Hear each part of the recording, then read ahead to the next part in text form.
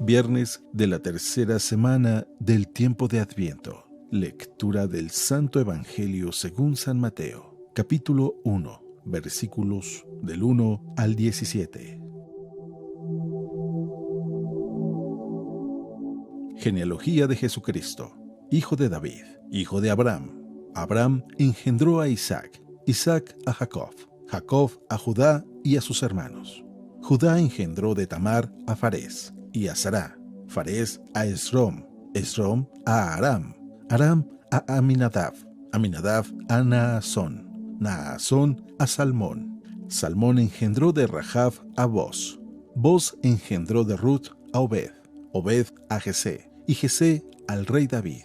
David engendró de la mujer de Urías a Salomón, Salomón a Roboam, Roboam a Abía, Abía a Asaf, Asaf a Josafat, Josafat a Joram, Joram a Osías, Osías a Joatam, Joatam a Acaz a Ezequías, Ezequías a Manasés, Manasés a Amón, Amón a Josías. Josías engendró a Jeconías y a sus hermanos durante el destierro en Babilonia.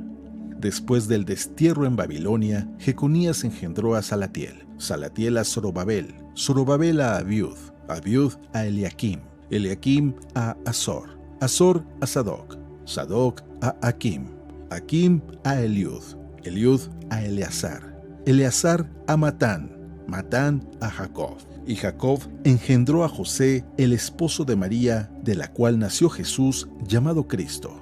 De modo que el total de generaciones desde Abraham hasta David es de 14, desde David hasta la deportación a Babilonia es de 14, y desde la deportación a Babilonia hasta Cristo es de 14.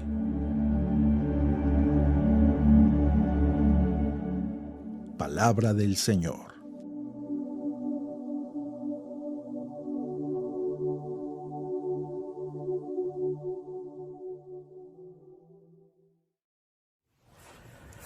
Muy buenos días. Como siempre, el Evangelio trayéndonos palabra de vida.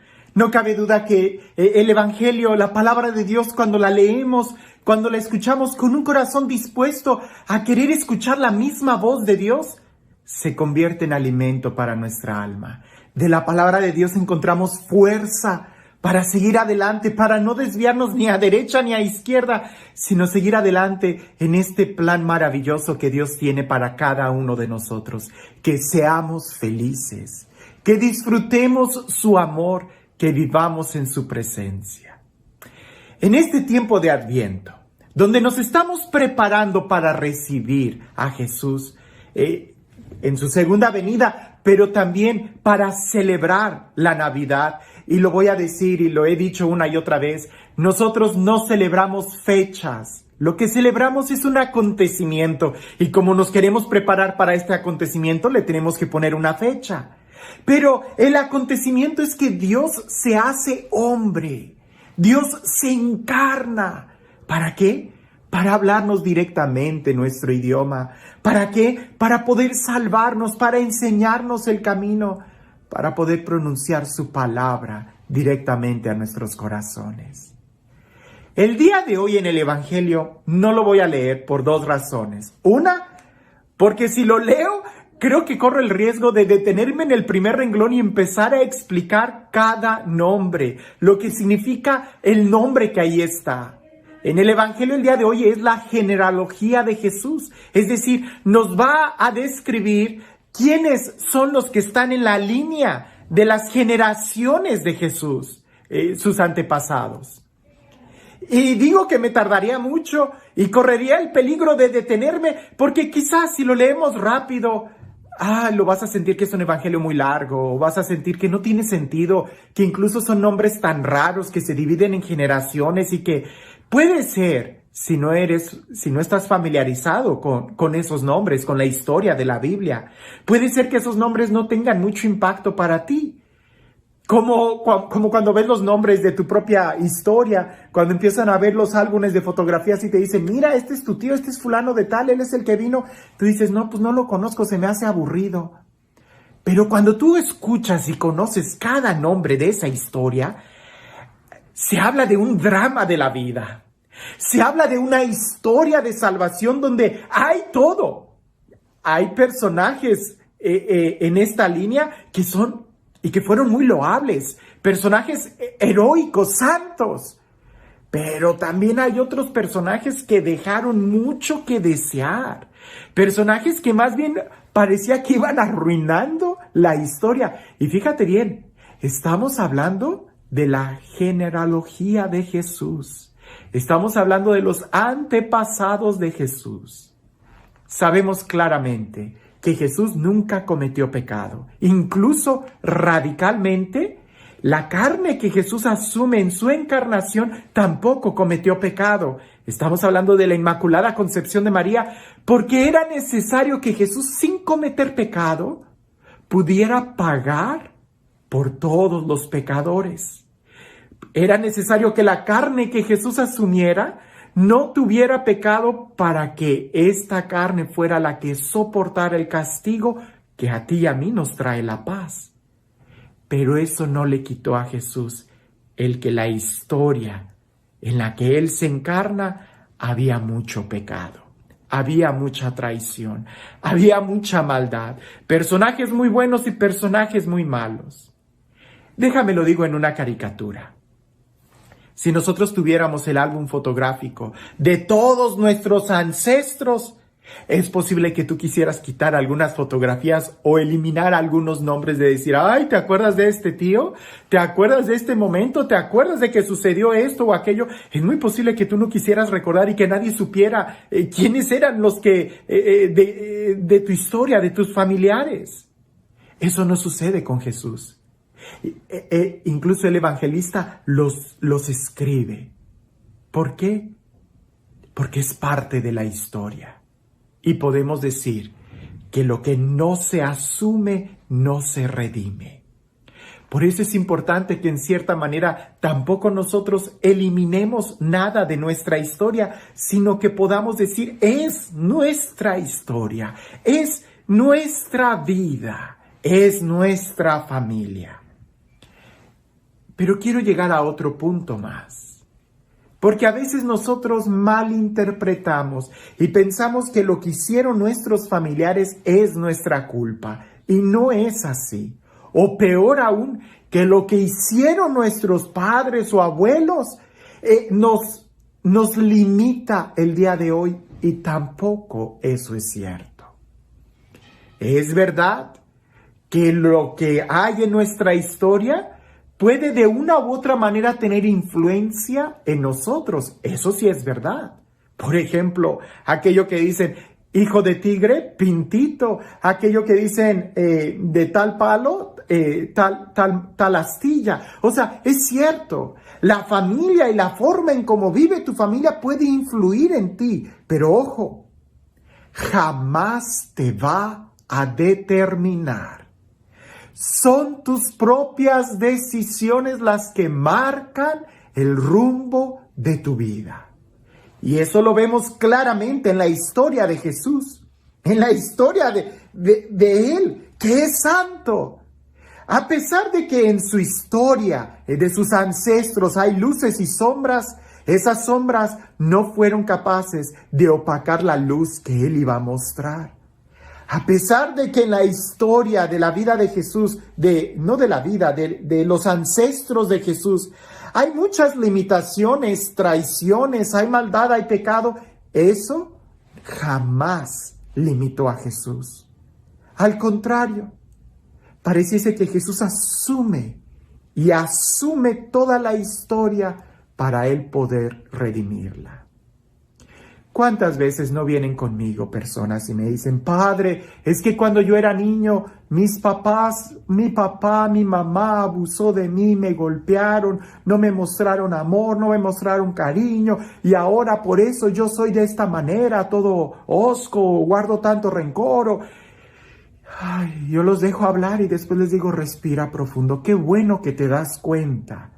Qué bueno que te das cuenta y eres capaz de asumir tu historia, porque es triste cuando alguien quiere borrar de su historia algunas situaciones. No, qué bueno.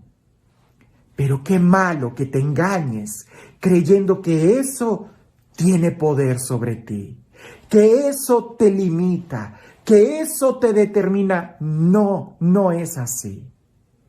Tú tienes la libertad y la capacidad de decidir qué hacer con esa historia. Si tú quieres continuar en una línea de maldad o en ti, eso se detiene y tomas la decisión de cambiar. Porque es cierto que la historia puede tener influencia sobre ti. Si yo vengo de una familia que es alcohólica, de una familia donde hay mucho adulterio, si yo vengo de una familia donde hay traición, donde hay abandono, donde hay guerras, es muy posible que eso para mí pueda lucir un poco normal, pero no lo es. Yo soy al final del día el que decide si tomo o no tomo alcohol. Yo soy al final del día quien decide si yo voy a cometer adulterio o no. Yo soy al final del día si decido ser fiel o no. El ejemplo tan grande que tenemos es en la vida de Jesús.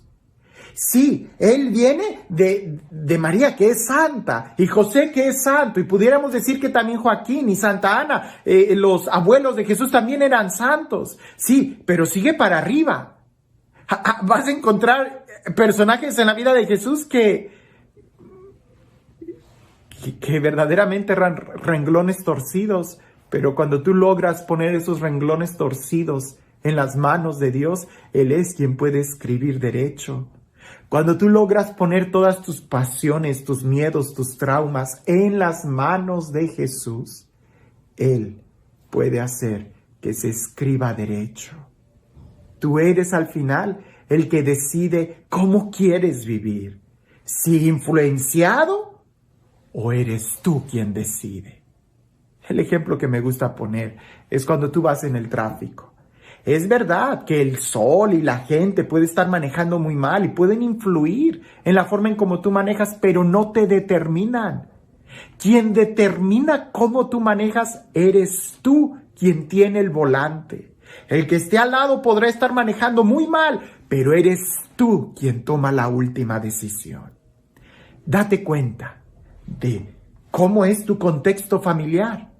Pero también date cuenta que eres tú el único responsable de decidir sobre tu vida. Y este Dios, el Dios del amor, el Dios de la vida, el Dios de la gracia, el Dios que nos enseña que sí es posible ser felices en un mundo en donde se cae a pedazos. El Dios que incluso nos enseña que es posible cambiar y transformar este mundo, cambiar nuestra historia por una historia mejor. Porque aún el último capítulo de nuestra vida todavía no se escribe y a nosotros nos toca ser los protagonistas y decidir con quién queremos vivir. Que sea pues con este Dios, el Dios que entre a nuestra historia también y nos enseñe a asumir y a redimir nuestra propia historia. Que sea Él quien el día de hoy te bendiga. En el nombre del Padre, del Hijo y del Espíritu Santo. Había un hombre que se quejaba mucho y en aquella analogía que dicen, pues es que esta es la cruz que te tocó tomar. Él decía, es que mi familia, ahora estoy cuidando a mi papá enfermo y ahora tengo también esto, y se quejaba tanto de que iba con el sacerdote y le decía, es que la cruz que me tocó es muy pesada. Yo veo que todos los demás son felices, pero esta cruz que me tocó es muy pesada. Y en un sueño, él tuvo este sueño que es tan revelador y que quizás nosotros pudiéramos aprender. Él tuvo un sueño donde entra a una tienda, está caminando él con su cruz y ve tienda de cruces. Y él se sorprende, entra y dice, ¿qué es todo esto? Y él dice, es que aquí es donde nosotros le damos la cruz a cada quien que va a tomar. Y él dice, pues a mí me tocó una muy pesada, yo no la quiero, ¿la puedo cambiar? Y el ángel que está en la puerta de la tienda le dice, seguro, déjala ahí y escoge la que tú quieras. Y aquel hombre empieza a caminar y ve una cruz grande de cristal con diamantes, con detalles de perlas preciosas. Y dice, wow, esa cruz es preciosa. Y donde apenas se acerca y la quiere tomar, le corta las manos. y empieza a sangrar y dice, no, esa cruz es muy filosa, no puedo tomarla, muy bella, pero lastima, ¿de quién es?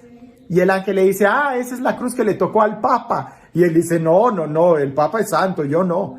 Y va con otra cruz y parece que es de madera muy ligera y donde la toma se astilla. Tiene muchas astillas y dice, no, esta tampoco. Y así va con cada cruz, una de bronce que termina siendo muy pesada. Otra que parece que es muy ligera, pareciese que fuera como algodón y dice, esta sí la cargo, pero cuando se moja se pone muy pesada. Y total, que al final agarra una cruz y dice, sí, yo creo que esta sí puedo cargarla. Entonces la voy a cambiar. Y se acerca al ángel y dice, me llevo esta. Y el ángel le dice, yo creí que le ibas a cambiar. Y dice, ¿a qué te refieres? Y dice, es la misma cruz con la que entraste. A veces nosotros quisiéramos cambiar nuestra cruz, cambiar nuestra vida, cambiar nuestra historia, cambiar muchas cosas. Pero parece que esa vida que tenemos y esa historia es la mejor para nosotros. Lo que tenemos que hacer es tomar las mejores decisiones y seguir adelante. Que tengas un excelente día.